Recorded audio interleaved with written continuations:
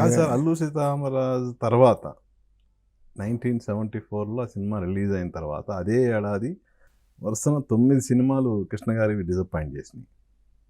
ఆ తర్వాత పాడి పంటలు 76లో పాడి పంటలు రిలీజ్ అయింది.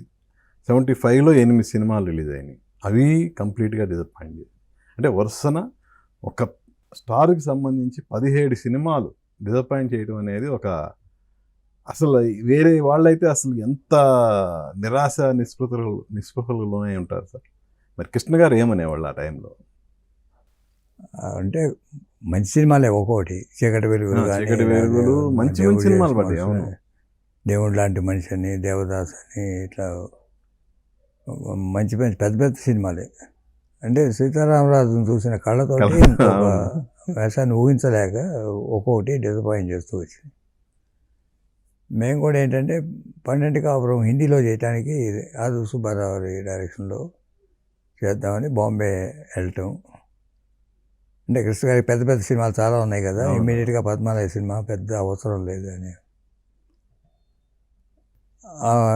మధ్యలోనే ఆ సినిమా ఏఎస్ఆర్ ఆంజనేయులు గారు, ఒడ్డే సోమరాజు సార్ వాళ్ళిద్దరూ టేకప్ చేసి హిందీ సినిమా తీశారు, సునేర్ హసన్ సార్ అని. ఓకే. దాంట్లో మేము భాగస్తులుగా ఉన్నాం కానీ వాళ్ళే సినిమా తీశారు. ఇట్లా కృష్ణ గారి వర్షం ఇట్లా అవుతున్నాయి, దీనికి ఏదైనా బ్రేక్ వేయాలి అనే ఉద్దేశంతో ఈ విలేజ్ బ్యాక్గ్రౌండ్ అయితే కొంచెం మొనాటనీ బ్రేక్ అవుతుంది అనే ఉద్దేశంతో పాడి పంటలు ప్లాన్ చేయటం. ప్లాన్ చేసింది కూడా అంతకుముందు ఎప్పుడో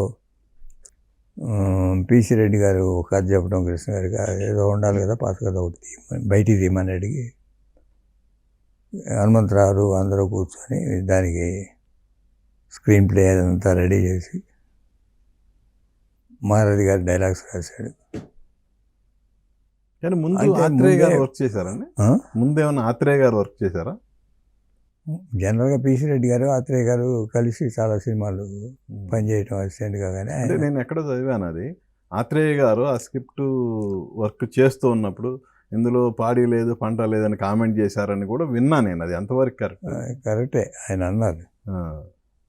అంటే మనం పిసి రెడ్డి గారు అన్నప్పుడు ఆయన పెట్టుకుందామని ఒక ఆలోచన కలిగి మాకు దేవుడు చేసిన మనసు సీతారామరాజు మారుతి గారు రాశారు.